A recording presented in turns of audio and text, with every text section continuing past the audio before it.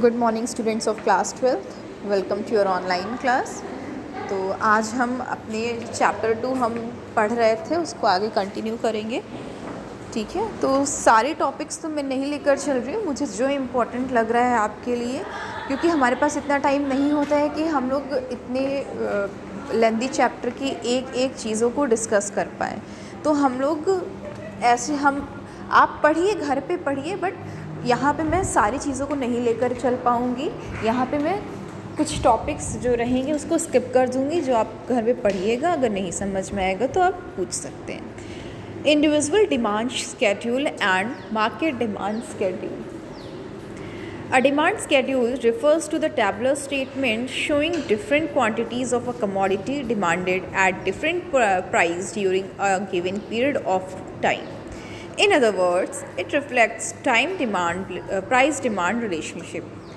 Demand होती क्या है आपको पता है, ये एक टेबुलर स्टेटमेंट है जहाँ पे हम लोग किसी एक कमोडिटी की डिफरेंट क्वांटिटी को उसकी जो और डिफरेंट प्राइस को शो करते हैं। यानी कि किसी एक टाइम पर, किसी एक टाइम पीरियड पे कमोडिटी की डिफरेंट प्राइस पर उसकी डिमांड क्या रहती है, इसको हम लोग बताते हैं, शो करते हैं। इसको हम ये भी कह सकते हैं कि ये एक प्राइस डिमांड रिलेशनशिप को शो करता है। Demand schedule is broadly of two types, individual demand schedule and market demand schedule. जो आपका डिमांड स्केड्यूल होता है वो आपका दो तरीके का होता है। पहला है आपका individual demand schedule and second is market demand schedule.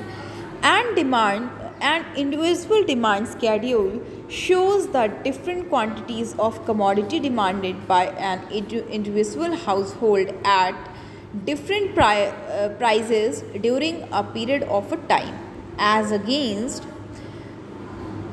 individual demand schedule होता क्या है, जैसे कि आपको नाम से पता चल रहा है कि किसी एक कमोडिटी की डिफरेंट प्राइस पर उसकी क्या डिमांड रहती है, ये हम लोग एक हाउस होल्ड के नज़रिए से देखते हैं। जब कोई एक इंडिविजुअल हाउस होल्ड किसी एक कमोडिटी के अलग अलग प्राइस पर क्या कमोडिटी कंज्यूम करता है, ये हमारा इंडिविजुअल डिमांड स्केड्यूल होता है। जैसे कि इंडिविजुअल यानी कि हम एक पर्सन, आपकी बात कर रहे हैं। आप लोग किसी एक कमोडिटी को ले लीजिए, आपका हो गया अ पैकेट ऑफ वीट, ठीक है। अब a packet of wheat floor, उसका आपके लिए क्या डिमांड है। जैसे कि अगर मान लीजिए उसकी प्राइस आज 100 रुपीज़ पर 2 kg है, ठीक है। तो आप लोग उसको 2 kg ले रहे हो, बट कल जब उसका प्राइस बढ़कर 150 रुपीज़ का 2 kg हो गया तो आप लोग उसकी क्वांटिटी में थोड़ी सी कमी कर दोगे, और फिर जब उसका प्राइस घट जाएगा फिर आप लोग उसकी क्वांटिटी को बढ़ा दोगे। यही होता है ना, जब किसी चीज़ का प्राइस बढ़ता है तो आप उसकी क्वांटिटी को घटा देते हो, लेकिन जब प्राइस घट जाता है आप लोग फिर से इसकी क्वांटिटी को बढ़ा देते हो। तो जब ये चीज़ें, डिमांड की जो चीज़ें हैं वो हम लोग इंडिविजुअल टर्म पे देखते हैं, अपने घर में देखते हैं, घर की चीज़ों के साथ करते हैं, तो ये हमारा इंडिविजुअल डिमांड स्केड्यूल होता है। इसके ऑपोजिट में market demand schedule is the table which shows the aggregate of demand of all individual house hold at different price of commodity in the market. It is the aggregate और सम of individual demand schedule.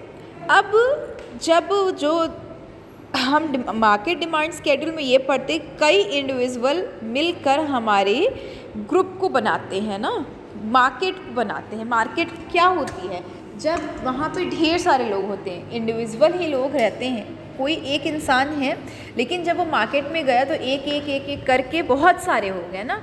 तो जब हम market demand schedule की बात कर रहे हैं तो वहाँ पे जब हम कई इंडिविजुअल को मिला देते हैं तो हमारा मार्केट बन जाता है। और यहाँ की डिमांड कैसे होती है, कई इंडिविजुअल की जो एग्रीगेट होता है, ठीक है। हमने आटे की कुछ पैकेट्स को लिया है, कितने रुपए में लिया है, फिर आपने आटे के कितने पैकेट्स को लिया है, कितने रुपए में लिया है, आपका डिमांड स्लोप कैसा था, मेरा डिमांड स्लोप कैसा था, फिर कोई एक और थर्ड पर्सन है उसने भी लिया है, उसका डिमांड स्लोप कैसा था। तो जब हम सारे इंडिविजुअल का एवरेज निकालते हैं या फिर उनका सम निकालते हैं तो उसे हम मार्केट डिमांड स्केड्यूल कहते हैं। ठीक है, तो आइए देखिए हमारा ये एक कर्व है, individual demand curve and market demand curve. In accordance with the two types of demand schedule, we have two types of curve, namely individual demand curve and market demand curve. An individual demand curve depicts graphically the individual demand schedule. In other words, the demand curve shows different quantity of commodity demanded by an individual household at its different price within a given time period. तो आपका ये देखिए जो आपका individual curve है वो एक house hold a है, एक हाउस होल्ड बी है, एक हाउस होल्ड सी है। क्या हमसे बोल रहा है कि जब हम लोग डिमांड की बात करते हैं, जो हम लोग ग्राफ बनाते हैं, डिमांड कर्व का जो ग्राफ बनाते हैं, उसको जब हम लोग किसी इंडिविजुअल हाउस होल्ड के लिए बना रहे हैं, जो हमारी डिमांड हो रही है, जो चेंजेस आ रहे हैं, वो जब हमारा इंडिविजुअल हाउस होल्ड के लिए होता है तो वो हमारा इंडिविजुअल डिमांड कर्व होता है। ठीक है, जैसे ए देख लीजिए, ए का यहाँ पे देखिए जब प्राइस 3 थी, है ना, सॉरी, जब उसकी प्राइस मैक्सिमम थी, ठीक है, तो उसका क्वांटिटी सबसे कम थी 3। जैसे ही प्राइस उसकी और थोड़ी घटी, उसने और क्वांटिटी को बढ़ा लिया। इस तरीके से हमें 3 डिमांड कर्व मिले हैं जो कि इंडिविजुअल डिमांड कर्व को शो करते हैं। ठीक है, ये आप अच्छे समझ गए। इंडिविजुअल डिमांड कर्व बिल्कुल वैसा ही होता है जैसे हम लोग डिमांड कर्व बनाते हैं, प्राइस बढ़ती है तो प्राइस जब मैक्सिमम रहती है तो क्वांटिटी हम लोग कम लेते हैं, जैसे जैसे प्राइस घटती है वैसे वैसे हमारी क्वांटिटी भी इंक्रीज़ होती रहती है। इसी वजह से हमारा जो स्लोप होता है वो स्लोपिंग डाउनवर्ड होता है। डाउनवर्ड होने का सबसे बड़ा रीज़न यही होता है, कहीं भी कोई भी अगर स्लोप आपका डाउनवर्ड जा रहा है तो ये हमेशा आप याद रखिएगा कि उसमें इन्वर्स रिलेशनशिप है, कि ये और ये बराबर नहीं है, एक बढ़ेगा तो एक घटेगा, एक बढ़ेगा तो दूसरा घटेगा। ठीक है, तो ये हमारा था individual demand curve. A market demand curve depicts the aggregate of the demand of all individual household in the market at different prices of the commodity within a time period. It is an economy-wide or region-wide demand curve for a product. Market demand curve is obtained by horizontally summing up individual demand curve.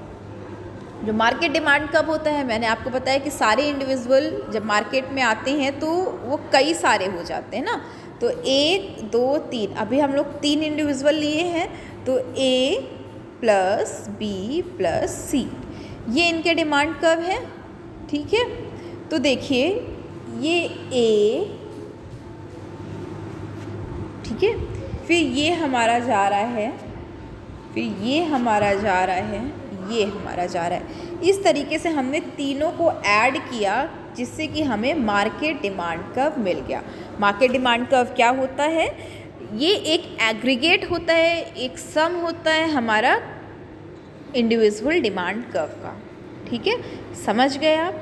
In short, individual demand curve and market demand curve reflect graphically what either schedule shows arithmetically. देखिए हमारा जो graph दिया हुआ है वहाँ पे हमने market individual और मार्केट और इंडिविजुअल कर्व को हमने शो किया है, जहाँ पे ए बी और सी मिलकर, ये तीनों इंडिविजुअल मिलकर हमारे मार्केट डिमांड को दिखा रहे हैं। तो आपका जो ये क्वेश्चन है अक्सर ये पूछ लेता है मार्केट डिमांड कर्व और इंडिविजुअल डिमांड कर्व को शो करिए बाय अ ग्राफिकल रिप्रेजेंटेशन, और बोल देता है कभी कभी टैबुलर रिप्रेजेंटेशन इसका करिए। अक्सर कई, बहुत ज़्यादा तो नहीं बट कई बार ये चीज़ें पूछी गई हैं। कुछ नहीं पूछता है तो इसका हमें शॉर्ट नोट में ही बोल देते हैं कि इसको डिस्क्राइब करिए या फिर इसके ग्राफ को प्लॉट कीजिए। ठीक है, फिर नेक्स्ट टर्न पे हम लोग देखेंगे हमारे कुछ टर्म्स हैं जो डिमांड और इनकम में आते हैं, जैसे इन्फीरियर गुड्स हैं, नॉर्मल गुड्स हैं, फिर हमारे पास आता है सब्सटीट्यूट गुड, कॉम्प्लीमेंट्री गुड। तो ये सब चीज़ें आती हैं जिसको हम लोग नेक्स्ट टर्न पर डिस्कस करेंगे। Okay, till then have a nice day students.